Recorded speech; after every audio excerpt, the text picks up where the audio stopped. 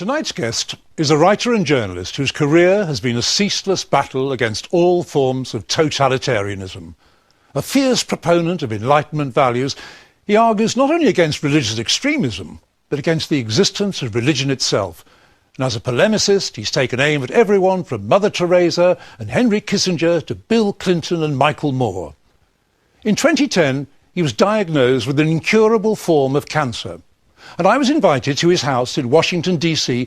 to discuss whether the approach of his own death had caused his combative view of the world to soften, and whether he now wished to repair his long-running feud with his staunchly conservative brother, Peter. I talked with him about those and other matters in confidence.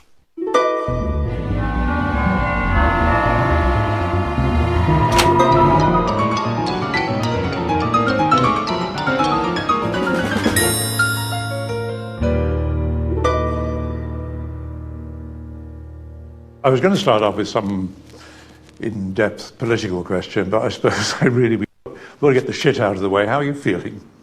How am I feeling? I'm on a slight sort of plateau at the moment. I'm the prisoner of chemotherapy, so everything depends on putting poison directly into my veins.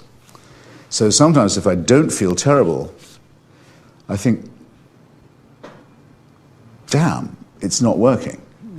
I mean, you want it. You want to feel you're being poisoned because you want to feel that the enemy within is also feeling bad and feeling like giving up. So today I feel reasonably fit and secretly worried that I would be better off feeling much worse. Is it directly related to mood? I mean, you actually feel physically ill and then your mood shifts with it, or? Well, you feel very tired, physically, a lot of the time, and then often very demoralizingly visited by nausea. Even when you haven't eaten anything for a long time, you think, why am I still puking? Sorry for the expression. And that's very upsetting and also very exhausting.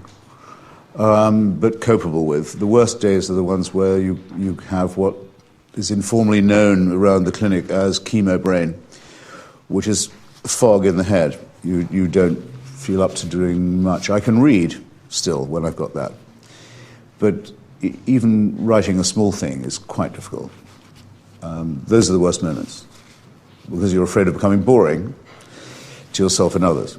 And in my case, because writing is, I would like to say grandly, not just what I do, but it's more like what I am. If I felt I couldn't write, it would undermine, I suppose, my will to live. Or at least it would make me wonder what the point was. You don't feel chemo brain is the worst. Do you ever have the feeling I've got to settle some scores? Oh, sure. You're racing to settle scores? Not racing, because I'd like to think I was always in a hurry. I always had a sense of urgency about doing that. No, I'll give you a morbid view of it if you like. I mean, I hate the idea that somebody like Henry Kissinger, who is what, well into his 80s now, or Pope Benedict, likewise, would live long enough to read my obituary, when I had fully intended to be writing theirs. And I make no bones about it. That's why I don't ask for sympathy, because I'm not intending to dish it out either. You've been such a successful and interesting and fascinating, provocative political analyst over the years. Thank you.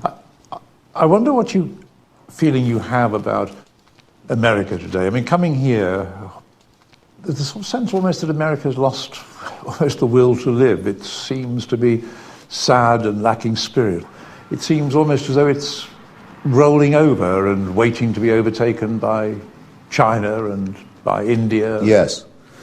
The great thing about the United States and the historically magnetic effect it's had on a lot of people like me is its generosity, to put it simply.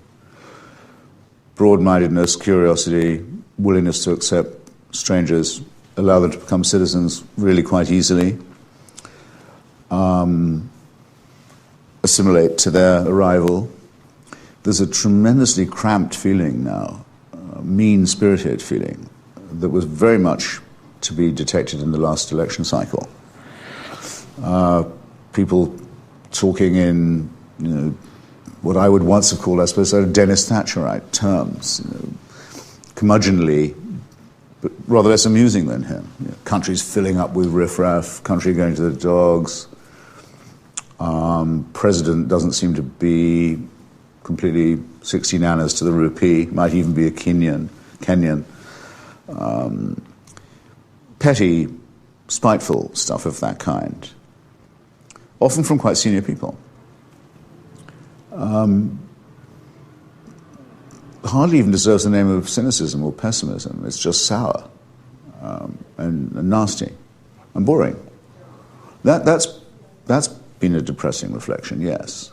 And I know it comes from the feeling, they're probably both related, that the country itself has very rapidly and suddenly and unexpectedly ceased to be the hyperpower.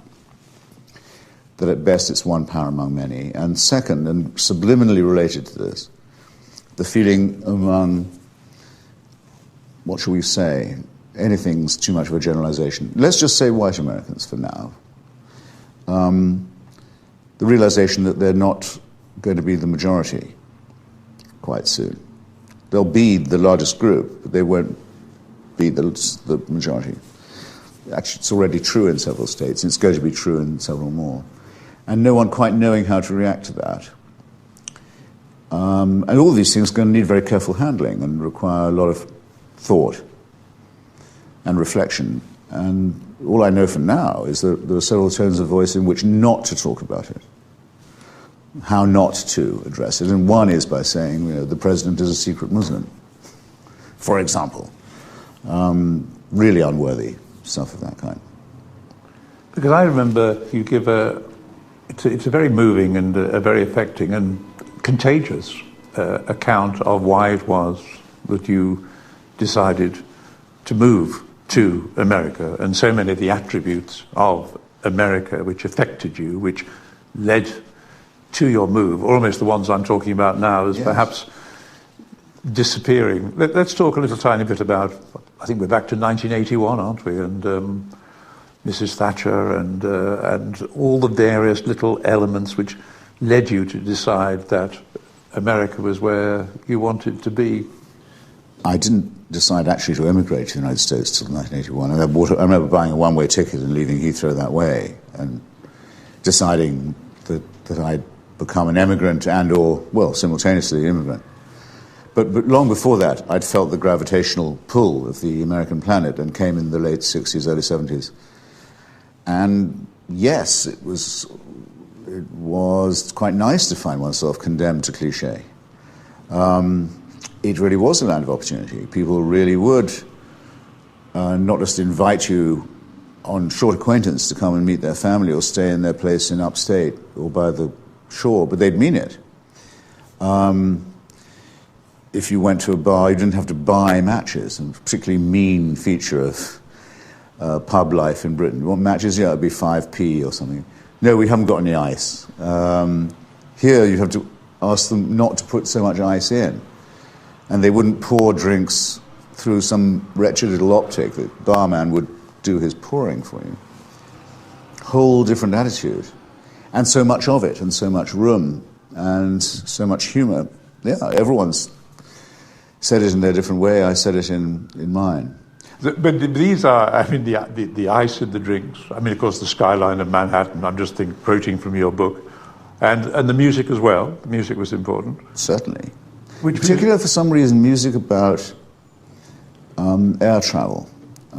Get me a ticket for an airplane. I was very gashed to see the singer of that died in Nashville the other day. That meant a lot to me when I was a kid, as did, of course, leaving on a jet plane that everyone remembers, usually at the end of some not particularly well-judged relationship. But very important was the idea in America you could just go to the airport, get on a plane. In England, the idea of making a plane journey in those days was an undertaking, a privilege, and so forth. People flew. Freedom to fly. By the way, another great thing that's become cramped, boring, miserable, humiliating now because of the Homeland Security farce and bureaucracy. Flying isn't a pleasure anymore. You don't feel free to fly at all. But all those cultural elements,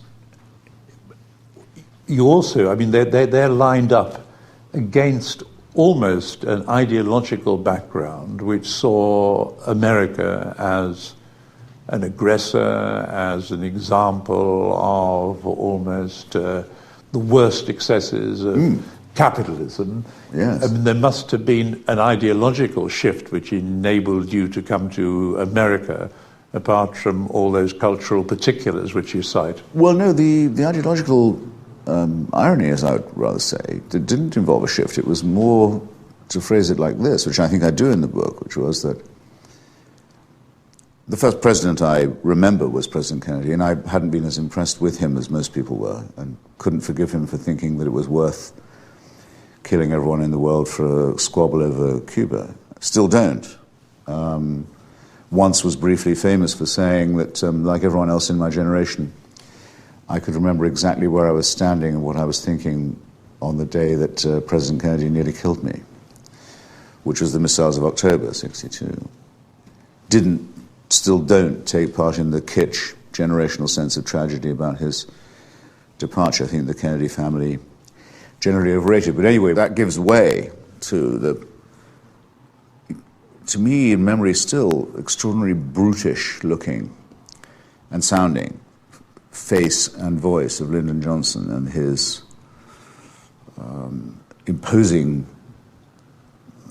tyrannical manner, in particular as that involved him trying to bully the Vietnamese by means of chemical weapons. Bullying is understating it. Chemical weaponry and heavy machinery into bending to his will.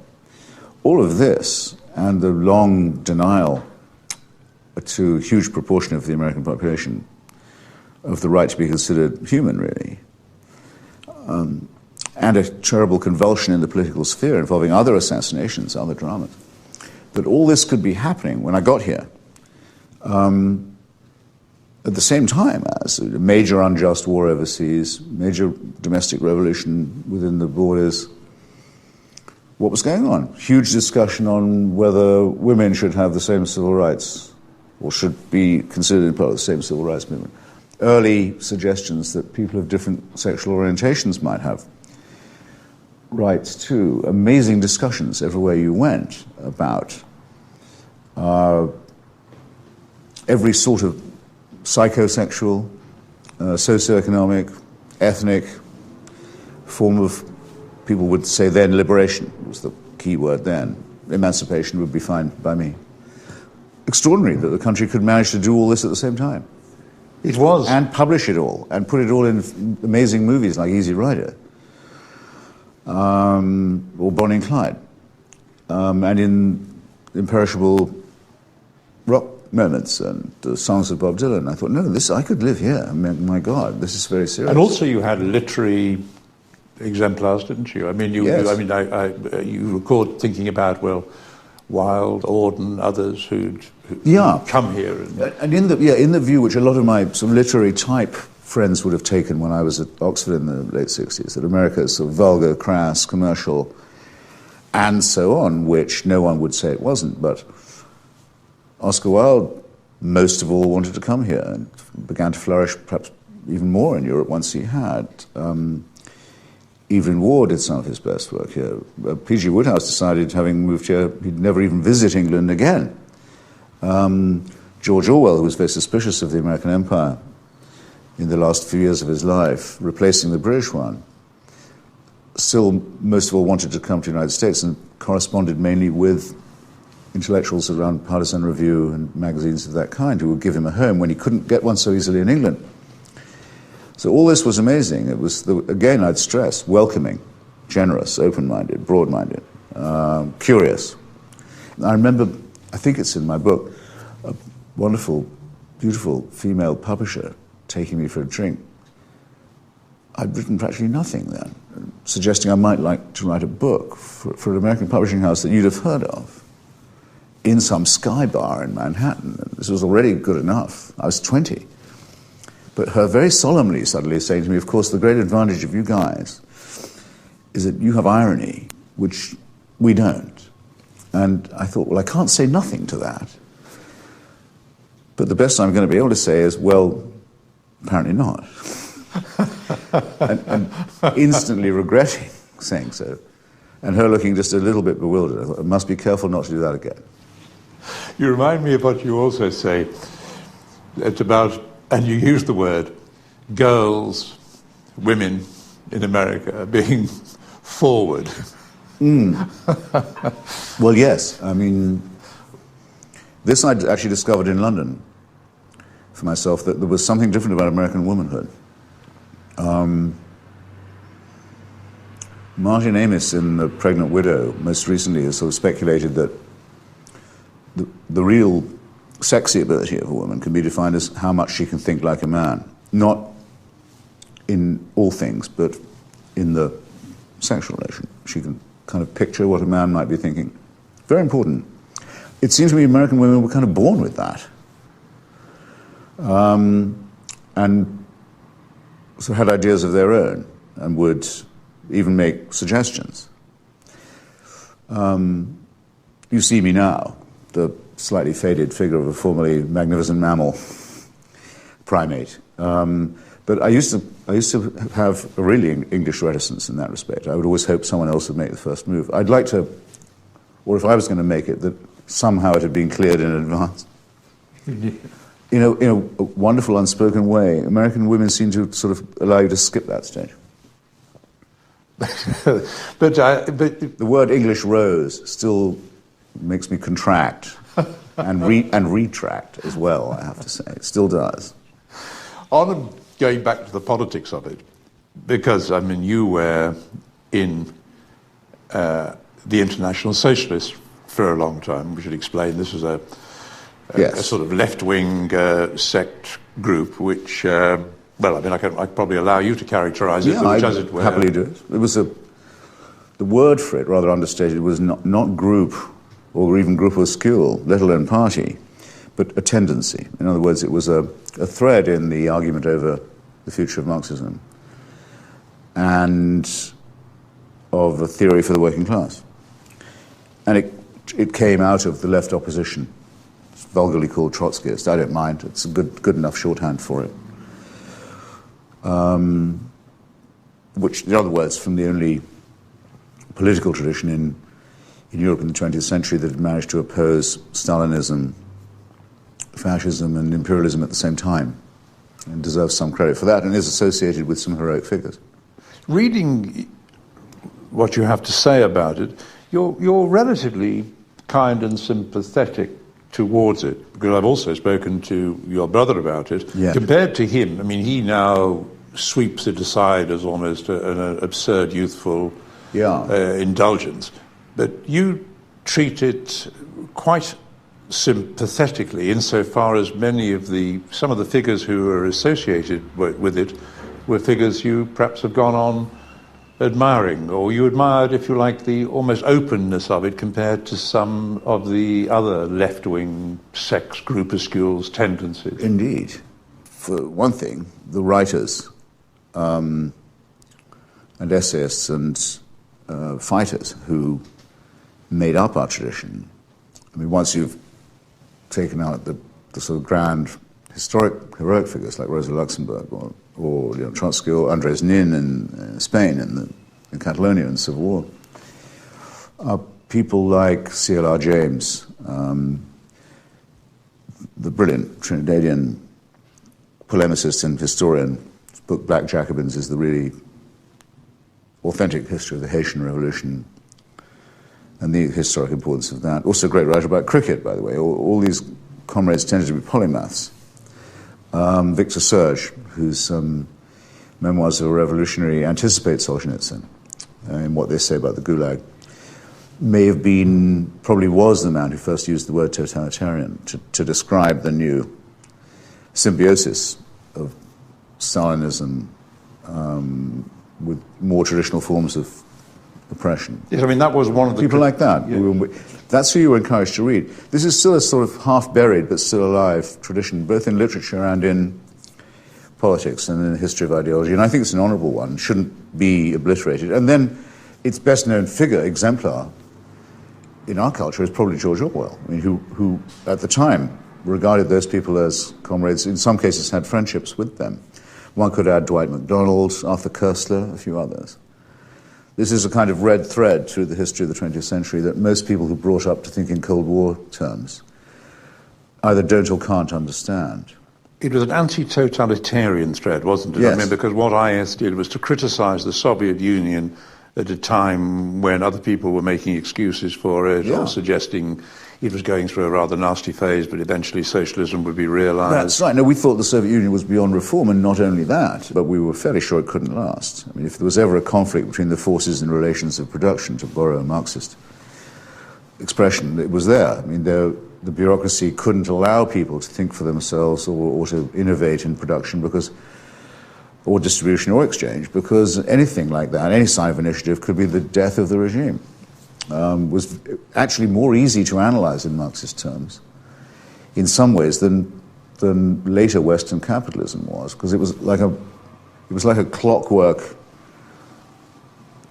rusted version of early Victorian capitalism. And so when people say no one saw the end of the Berlin Wall coming, except a few people like, admittedly true of Robert Conquest and a couple of others, it's not true of us. I mean, we not only thought it was coming, we thought we could analyze why it would come and that it would be a good thing. But how much... But this did not reconcile us to other incredible things that were happening when I was a young man in the late 60s. The takeover of Greece by a NATO military dictatorship, for example. The waging of a filthy war in Africa by Portugal, another NATO Western country. The obliteration of the ecology and people of Vietnam. The persistent alliance with a form of slavery in South Africa, run by the Dutch Reformed Church ideology of Calvinism. In many cases, these, of course, things that you reported on yourself and wrote about. Yeah, and in time I lived to write about all those things and visit the scene of the crime, yeah. Are you a Marxist now? You say you are, but I wonder what sort of a Marxist, because let's add in the other thing that IS believed, that they still believed in the idea that the working class were going to be the agent which overthrew the capitalist state, and part of the project of IS was not simply theoretical, but members of IS were actively expected to go out and to raise the consciousness of the workers so they would overthrow the state. Yeah, well, you and I, Professor Taylor, can sit around rehashing glory days of the 60s and old picket lines and struggles and this kind. There's no shame in it. I mean, unlike a lot of people who wouldn't do the 60s again, or not in the same way, who've turned into self-haters and sort of think the whole thing was a waste of time, I don't think that at all. I wish I'd done some of it differently and better. But most of all, I wish I'd done a bit more about the things that were going on at that time. I wouldn't unlive it, in other words. So, yeah, we can do that. And we do, if we're given half a chance. But you can't lie to the young. You must not bullshit the young. It's an absolute principle. And these people were asking me questions, seriously, what should I do with my life? Should I commit to this or not? And I reviewed it, and I said, is there now an international working class movement linked at the point of production, internationalist, that could replace capitalism, as was once thought possible? No, there isn't. Is it in long-term decline, that idea? Yes. Is it coming back? I don't think so. Is there an ideology, at least, even without an anchorage in a material class movement, that could at least say it was the critique of capitalism that could transcend it? Not known to me, no. And the ones I've seen on offer, not very persuasive. At that point, it seemed meaningless to go on calling myself a socialist. I'd been doing it by that stage, if you're still saying it, you're doing it out of almost manneristic promptings, so as you don't get confused with just being another liberal. And it could be just that you can't bear to let go of something that used to mean a lot to you. And I'm so against sentimental attachments of that kind. But liberal has become a cleaner, nicer word. for you now? Not to me. Hasn't it? Because you're one or two references. I mean, I still find the word liberal very smug and disappointing. And I think I quote the late Conor Cruise O'Brien, who had a lot of arguments saying liberalism makes the rich world yawn and the poor world sick. That wouldn't be a complete description of it now, but I can remember how true that was at a certain point. But thinking like a Marxist, in other words,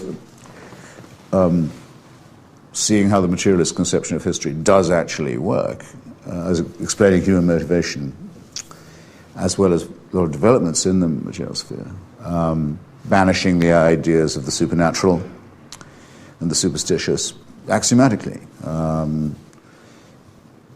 telling people that their emancipation is not going to be delivered to them. There's no redemption, there's no salvation.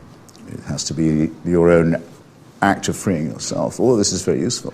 I can see why you don't want to embrace the word liberal, and understand why the word socialist is something that you now don't want to hang on to. Do you feel when you read the word the left, or left-wingers, or those on the left, do you know, is that now something which prompts a feeling of, well, not contempt, but a feeling of irritation, a feeling of annoyance? You don't feel of the left any longer? Not really, no. They don't really allow it. I mean, when I took the view that the Saddam Hussein regime should no longer be allowed the private ownership of Iraq and its people and its resources, there was what you could call a rather small, and not unlike the old international socialist tendency, but small, scattered, but interesting group of people in Iraq who thought that way, especially among Iraqi Kurds, but not exclusively. Intellectuals, Trotskyists like Kenan Makia. And in other countries around the world, people thought, yes, obviously, no one on the left could possibly support any policy that presumed the survival of that regime. But by then you were beginning to scrabble a bit to keep that idea of the left going. I mean, if the majority of the left in the world, and actually the majority of liberals too, decides that they think Bush is a greater enemy than Saddam Hussein, well, that's what the left now thinks. Well, they can leave me out of that. Completely. I mean, I won't quarrel at that point. I'd rather be called a neoconservative at that stage. Let's deal for a moment, forgive me for being crass, but people who have tried to explain your arguments about Iraq have said, you've been divorced from your roots, you've fallen in with some strange friends, you've made a great deal of money, you've lost contact. And I can remember there's a nice little, I think it was a quote, I think it was Salman Rushdie, who you very vigorously defended during the fatwa. He used the phrase that you become aligned with people that you're not like. Well, that wouldn't be for the first time, if it was true. And I've been, obscenely rich for much longer than that, anyway. Make enough money to take any political position I want. If anyone wants to attribute it to... Now, that really would be vulgar Marxism, by the way. Yes.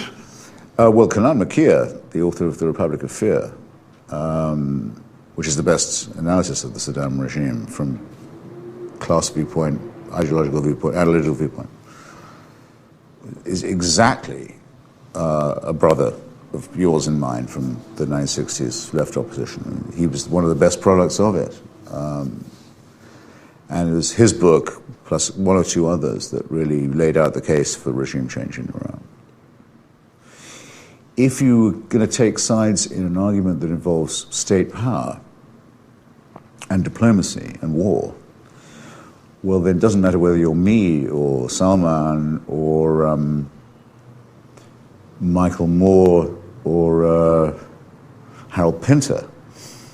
You're going to find that you're on your side or in your camp are people who you're not like. I mean, the Iraq War was opposed by His Holiness the Pope, by His Grace the Archbishop of Canterbury, by Vladimir Putin, by people whose names are almost too leprous to mention, Gerhard Schroeder, Jacques Chirac, professional political pimps of the lowest order. George Galloway, someone who managed to be both a pimp for and a prostitute of Saddam Hussein in the same cycle. I mean, I don't judge Salman's view by that. But I would put Paul Wolfowitz or Kanan Makir against any of the above mentioned, or Kofi Annan and his rackety, bought-out, oil-for-food, rotted United Nations. Easily and any day, and give reasons, as I do in the book, why that's true. These are people of real principle. I think the most appalling collection of opportunists and thugs it's possible to imagine. I only mention the most celebrated public figures. I mean, behind that was something even more sinister that certainly Salman should have been able to see through, which is an alliance on the street between what's left of the hard left, the rather thuggish elements of the Socialist Workers' Party and the remains of the CP, the Communist Party, and the Muslim Brotherhood, openly allied against Western democracy for reasons that are too obvious to go into, though I don't mind going into them. But you can see a little bit what Rushdie is talking about, because when you look at some of your old friends, they do seem, you can hear in their attacks upon you a disappointment about having lost something. I mean, if I look, I don't know, I mean, Ian Baruma or Terry Eagleton, I mean, these were, you were quite close to them. It takes a lot to make me cry. Takes a lot to make me cry. I find the work of these people practically unreadable. It's not because I disagree with it. It's that I think what they've written is mediocre and hopelessly adapted to the needs of power in a way that mine, I don't think was. I mean, we who said we have to take the risk of removing this keystone of totalitarian power which is about to turn itself into a Rwanda, and not mutate from a failed state into a rogue state and back again at a choke point of the world economy. That has to be opposed, and it's people freed from the large and horrible camp in which they've been forced to dwell. There's no need for any euphemism in that. The people who argue, I suppose you could say Terry Eagleton argues, or people like Ian Baruma who say, well, it's very risky, this kind of thing. Well, yes, it is. It's risky because you've let it get to that stage. Risky to get rid of Slobodan Milosevic. And the predictions that there'd be a lot more civil strife in Bosnia if we did intervene, or in Kosovo, were not to be dismissed. I didn't think they would be as bad as they were, but they could have been. But that doesn't mean you can't intervene. These are things that require intense reasoning and thought. What I got was none of that at all. I got basically, and again, as I said, it takes a lot to make me cry, and I have a fairly broad back and a fairly thick skin. What I got was, why have you become a tool of the Jewish lobby? Huh? Why have you joined the Bush family's relentless quest to pick a fight, which they've been trying to avoid for all these years? Why are you a warmongering neoconservative? Unbelievable stuff of this kind. I've spoken with your brother quite recently, and you'll be aware of all those biographical accounts of you and him at home arguing. I asked him, I said, what on earth were you arguing about to such an extent that you eventually had to have a treaty hung up on the wall to stop you arguing? He couldn't remember what you argued about. Do you remember what you argued about? Not really, but it wasn't about politics. It was more about my feeling that until his arrival, I had things more or less arranged as I wanted them, namely the whole attention of my mother the possibility of marrying her, the possibility of elbowing her husband out of the picture one way or another, and supreme power, at least in the microcosm. And this plan had not taken into account the arrival of a sibling. No, he said... Who was born slightly too near. I mean, I used not to be terribly interested in this new work on birth order and sibling rivalry and so forth, but I think there must be something in it. I think it's probably unfortunate for both Peter and for me that he was born at a time when he was too near me to be a baby brother, needing protection or inspiring that kind of feeling, but near enough to be a rival, and smart and tough. He said that the idea was almost that arriving from the hospital, the notion was that perhaps he'd be sent back to the hospital the next day as well. And I put it to him, I apologized when I did. I said, look, it's very vulgar Freudian to me, but you were both competing for your mother's love. And he said, he waved that away, but you confirmed that. He's quite wrong to wave a thing like that away. It's not waveable away. I'm sure I can remember telling him he was adopted. For example, with a reasonable chance that he might believe it. What a terrible thing. Yeah. Well, no, when it's a matter of survival, I'm not to be trusted. I mean, I'm fairly ruthless. Because speaking to him, there was very little about his mother, but in your book, I think it would be fair to say that she is the only woman in the book who is presented as a whole human being. Other women in your life are skipped over. Yeah, well, I feel that anyone who's going to do a memoir probably has to give an account of both parents, because it may tell more about you than you intend to, but you've got to do your best to show roughly what your provenance is in that way. And then perhaps you're right in saying there should be at least one fully rounded profile of a female, because I'm not going to try and do all the others in that. I don't make it sound as if it's too much of an embarrass de richesse, but you can't do it every time, and if you can't do it fairly, then you better not do it at all. So that's why I begin the book by saying, on this, you'll have to ask them or someone else. The book isn't about that. If you can't do it properly and try and be fair to all sides, you better just make a self-denying ordinance, which I do. But with male friends... I didn't mention my children either. That was partly, I think, whether they asked me not to or not, I could feel that they'd just as soon be left out. But male friends... Male friends is absolutely different. Why is it different? Especially when you're trying to test the proposition, which I do in my chapter on Martin Amis. Is it possible to have a heterosexual relationship with a man? And my answer is, not in so many words, but the answer is, well, pretty nearly, yeah. This is as near as I could come. And so I was very stirred when I saw him being interviewed not very long ago, this year, since the book came out anyway, by Charlie Rose on PBS, and asked about me and our long attachment. And he said, well, what now when he looked back on it, it struck him as being an unconsummated gay marriage. Now, if you have any idea of Martin's contribution to the world of the heterosexual, and relative abstinence, shall we say, from the world of the gay, I mean, that's as nice a compliment as one's likely to get from a chap with whom one hasn't actually got physical. So I think that's worth relating. But I don't... Whereas if I tell some story about it didn't really work out with Juliet or so forth, I really would feel I was wasting my time in other people's and possibly hers. And then someone who wasn't Juliet would call up and say, so, you had room for her, but not for me. And I could see all this coming, so I just said, I'm not doing it. The book's already nearly half as much again in length as the publishers asked for. And I haven't yet finished the stuff about Chile, Poland, Cuba, and Kashmir.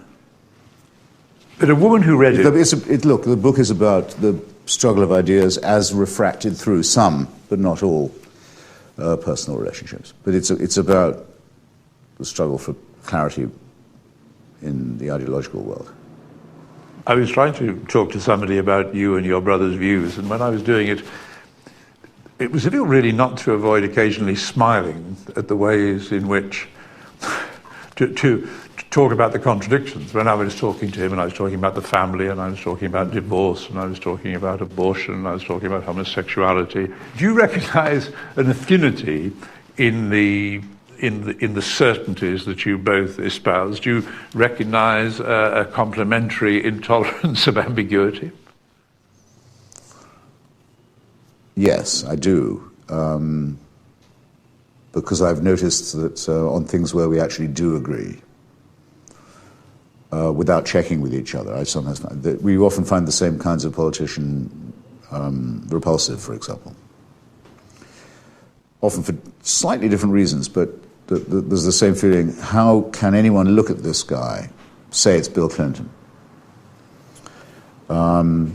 without realizing you're dealing with this sort of dangerous phony, sort of hopeless case of narcissism? And why would anyone volunteer to help, be proud to help, to pump up this already bloated ego? What's going on here? Some kind of appalling masochism. Yeah, I didn't know what he thought about it until I published my own stuff, or maybe vice versa. He's good on things like that. As he is, for example, on the wretched church of which he's a member. I mean, he understands as much and as easily as I do that Rowan Williams just does this perfect impersonation of a Welsh sheep trapped, bleating on some hillside in the rain. And it's more of a tragedy to him than it is to me. But you can't miss a thing like that. And he wouldn't be him if he didn't. I mean, it's very typical of him. It's his form of Trotskyism, if you like. He can only be a member of the Church of England on condition that he's a member of the most extreme, isolated, derided opposition group within it. Absolutely. Last... I'd rather be a Trotskyist, frankly, but with all the hazards. If I say the name Horace Mann, you're probably going to know that I'm going to use that quotation from him, which he said, "Until you've done something for humanity, you should be ashamed to die." I think that you say that's a pretty tall order. Yes. Would you allow that of yourself? Would you like to feel that is true to an extent? No, I can't really say that, I don't think. But I'm hoping to, if this wouldn't seem like a rather melancholy coda. Because, as you know, I have a malignancy in my chest. Quite a lot of it now, of my chest. And the possible treatments for this are remarkable. I mean, I live in a revolutionary age to have cancer, as it turns out. And there are experiments that are being conducted, and I've volunteered to take part in 2 or 3 of them. And there may be a couple more where I could be a guinea pig. It's also a rather sad time to have cancer as well as an inspiring one, because I don't think this used to be the case with people. They would die knowing there was a treatment that was just out of their reach. That will probably happen to me. There was tantalizingly near, and there are some so tantalizingly near they might work if I can hold on long enough. Now, plainly, I'm doing this for myself. I want to hang on, but I also do feel that I'm willing to go to places I didn't need to go, to have my gene sequenced, for example, and my genome analyzed, and to have some tests conducted that they don't hold out any prospect of success for, but that might benefit other people. And Horace Mann was in my mind when I thought about doing that. I thought, you probably need to be nearer death to be deciding, well, how are you going to pass the test? This will be what I hope to contribute, or bequeath, if you like. And it's a lot better than the other offers I had, which were to go to prayer breakfasts in my own honor. I can't see you. Which I didn't think would meet the test either way. In fact, would rather rather than negate the idea. Christians have been rather nice to you, haven't they, when you consider the assault that you made? You've been making upon them recently. They're all praying for you, aren't they? One of them in particular. Well, not all Christians are praying for my recovery, I should add. Oh, they somehow see this as a divine... Well, no, I mean by that to say there are some who pray for me to die horribly in order to set an example to other backsliders, and not only to die horribly, but then to be reborn and then never to die, to live forever in agony. There's that tendency, faction. And then there are those who say they're praying for me, and only after a while, after I got a lot of these messages, so I start writing back saying, do you mind if I ask, when you say you're praying for me, praying for what?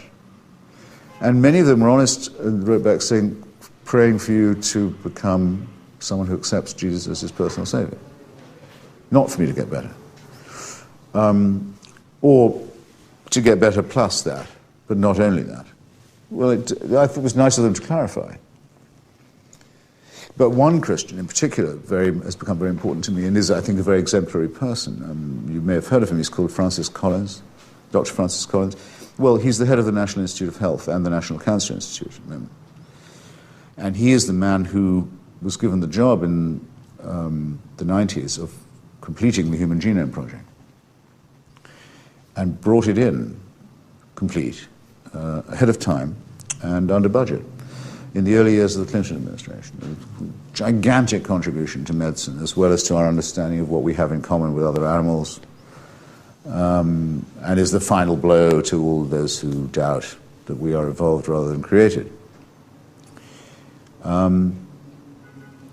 And Francis is a believing Christian of a C.S. Lewis kind, I would say. And he's taken a strong personal interest in me and introduced me to doctors who can help me, if I want to think of it like that, help other people by doing new pathway treatments, or help myself perhaps as well, on the off chance. So that's a rather nice symbiosis. Have you, it's a quotation that you use at the beginning of your book, The Hamlet, you always made me laugh. Your tirade, your invective, your name-calling, apart from all the other things about your writing that I admire, but it was often the laughter. Have you lost all your mirth? No. I have foregone all custom of exercise, but that was a long time ago. Never could quite discipline myself in that way. No, I hope I don't seem mirthless in the least. I wouldn't say I've found any more funny sides to dwell on than I have before. But certain jokes at the expense of the species, about being born into a losing struggle, being created sick and then ordered by God to be well, and all this, do seem even more pertinent when you have to live with the thought every day that it could be your last one.